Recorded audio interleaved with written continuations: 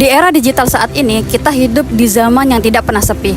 Setiap detik, jutaan konten membanjiri layar. Setiap menit, ribuan produk ditawarkan dan ribuan iklan berteriak meminta perhatian. Pasar tidak lagi berdiri di sudut kota, akan tetapi ia sekarang berada di genggaman kita selama 24 jam tanpa jeda. Saat ini, pasar tidak lagi punya dinding fisik. Siapa yang menguasai algoritma, dialah yang akan menguasai dunia. Di era digital saat ini, kita melihat fenomena the winner takes all. Yaps, the winner takes all, di mana siapa yang bermodal besar dan viral, ia akan melindas yang kecil. Monopoli dan pasaran kompetisi bukanlah terjadi karena kelangkaan barang, akan tetapi terjadi karena penguasaan panggung digital yang seragam. Pernahkah kita berpikir, apakah esensi berniaga memang sekejam itu? Ketika semua orang berlomba-lomba menjadi yang paling viral di layar kaca yang setebal beberapa inci, ada sebuah ruang yang memilih jalan sunyi. Jalan yang dimana tidak mengejar target jutaan viewers, akan tetapi mencari detak jantung manusia di dunia nyata. Sebuah jalan yang mengingatkan kita pada fondasi ekonomi yang hampir kita lupakan. Di tengah maraknya belanja online dan menjamurnya berbagai pasar digital, kita sering melihat persaingan yang semakin ketat. Banyak pelaku usaha berlomba menjadi yang terbesar, tercepat, dan paling menguntungkan.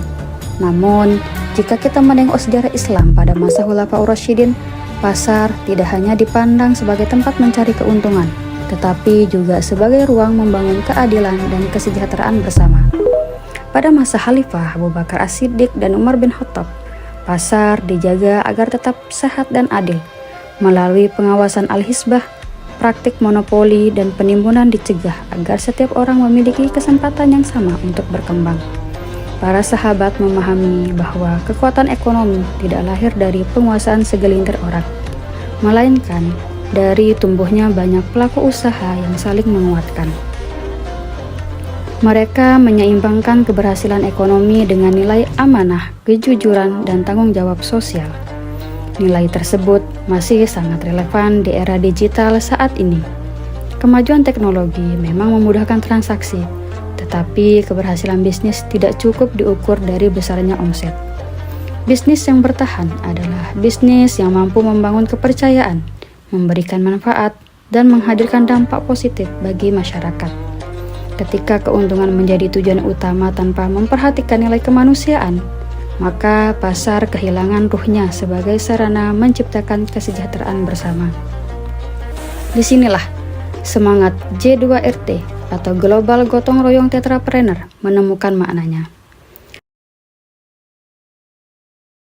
Tahukah kalian apa itu J2R Tetrapreneur? J2R Tetrapreneur merupakan sebuah gerakan inovasi kewirausahaan berbasis gotong royong yang bertujuan mengembangkan potensi desa dan produk lokal Indonesia agar mampu bersaing di tingkat global. Program ini mengintegrasikan nilai budaya, ekonomi kolaboratif, serta pemberdayaan masyarakat desa melalui pendekatan kewirausahaan sosial. Program J2R Tetrapreneur digagas oleh Ibu Rika Fatimah PL, dosen Fakultas Ekonomika dan Bisnis Universitas Gadjah Mada, bekerja sama dengan pemerintah daerah dan berbagai pemangku kepentingan. J2R mulai dikembangkan sejak tahun 2018 melalui desa percontohan di wilayah daerah istimewa Yogyakarta.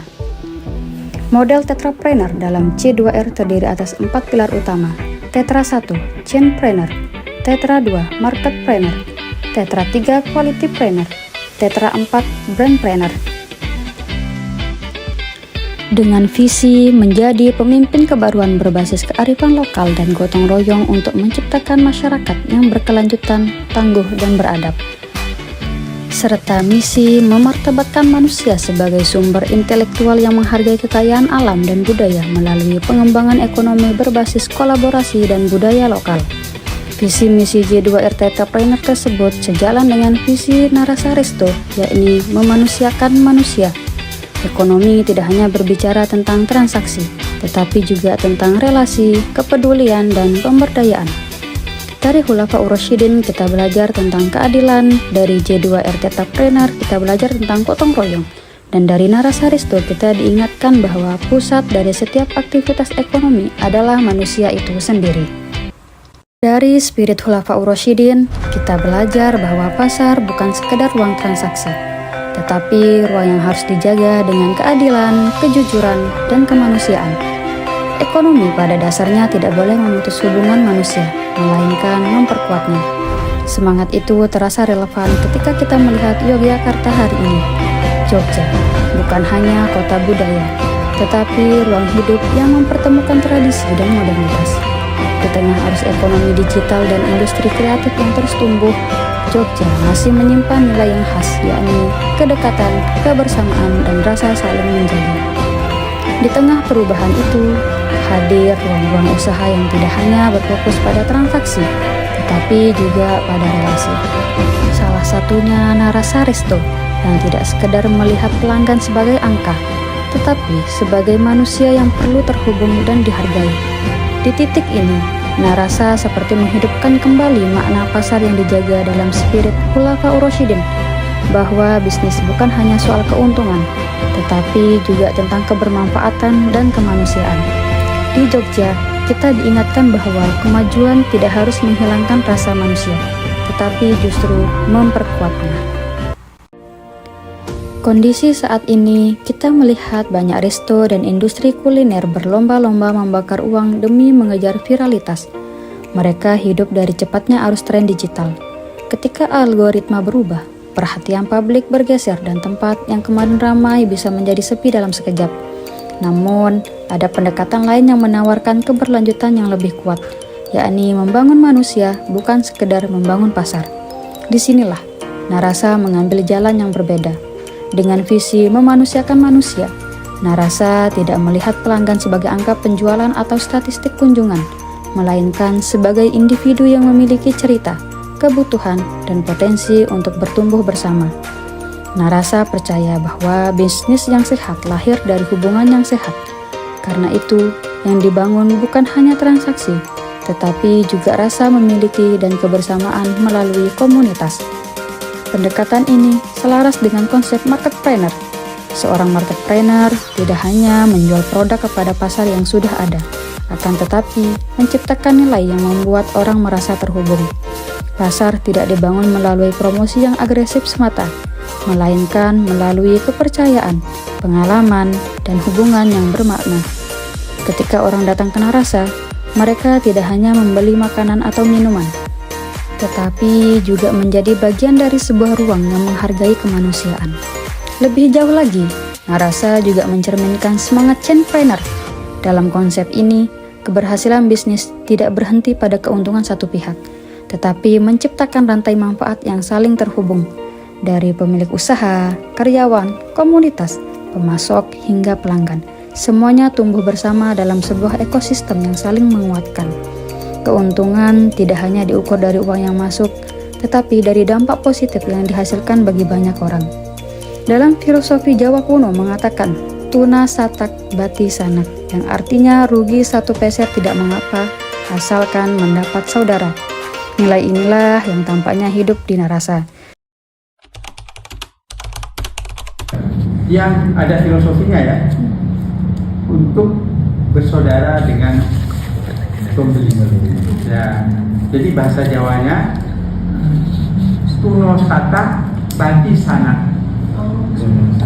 Oh, bati sana. Tuno sata itu berarti saya berkurang keuntungan saya, tapi bati sana saya bertambah saudara saya.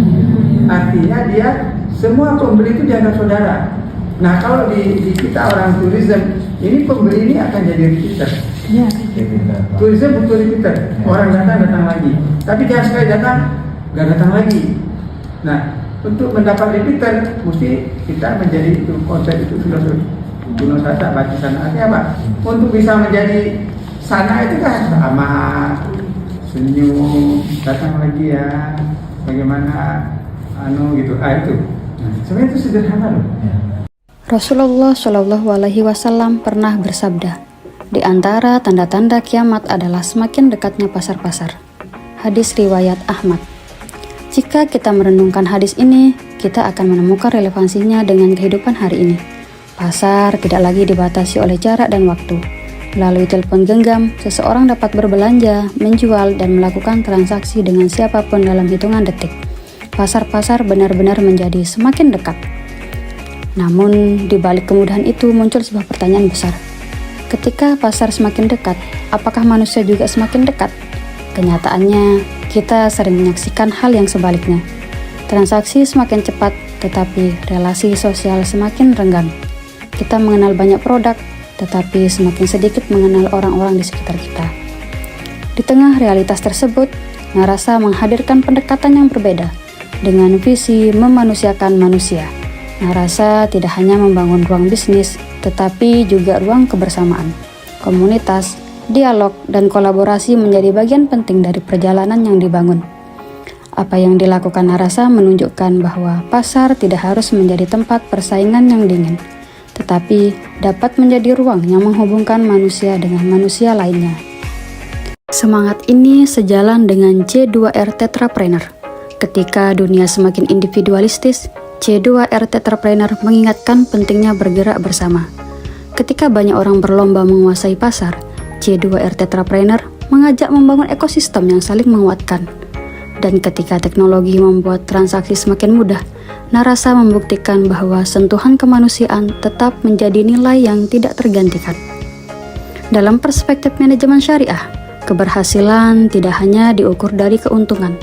Oleh karena itu, Narasa dan J2R Tetrapreneur mengajarkan satu hal yang sama, bahwa bisnis terbaik bukanlah yang sekedar memperbesar pasar, melainkan yang mampu memperbesar manfaat, mempererat persaudaraan, dan memuliakan manusia sebagai tujuan utama pembangunan.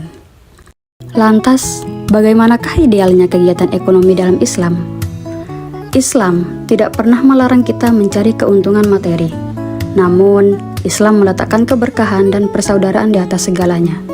Sebagaimana Allah Subhanahu wa taala berfirman dalam surah An-Nisa ayat 29 yang artinya, "Wahai orang-orang yang beriman, janganlah kamu saling memakan harta sesamamu dengan jalan yang batil, kecuali dalam perdagangan yang berlaku atas dasar suka sama suka di antara kamu."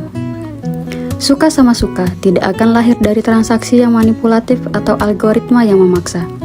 Ia lahir dari ketulusan, dari rasa saling percaya yang dirawat dalam sebuah komunitas. Keberhasilan ekonomi Khulafaur Rasyidin telah membuktikan bahwa ketika kesejahteraan sosial dan keridhaan manusia diutamakan, maka keberkahan ekonomi akan mengikuti dengan sendirinya. Narasa Risto telah mengingatkan kita bahwa pada akhirnya sejauh apapun teknologi membawa kita berlari, bisnis yang akan bertahan adalah bisnis yang memanusiakan manusia. Karena sepotong makanan yang disajikan dengan rasa persaudaraan akan selalu lebih mengenyangkan jiwa daripada ribuan menu yang hanya viral di layar kaca. Mari kita kembali pulang ke ekonomi yang membumi, yang mencari berkah, bukan sekedar rupiah.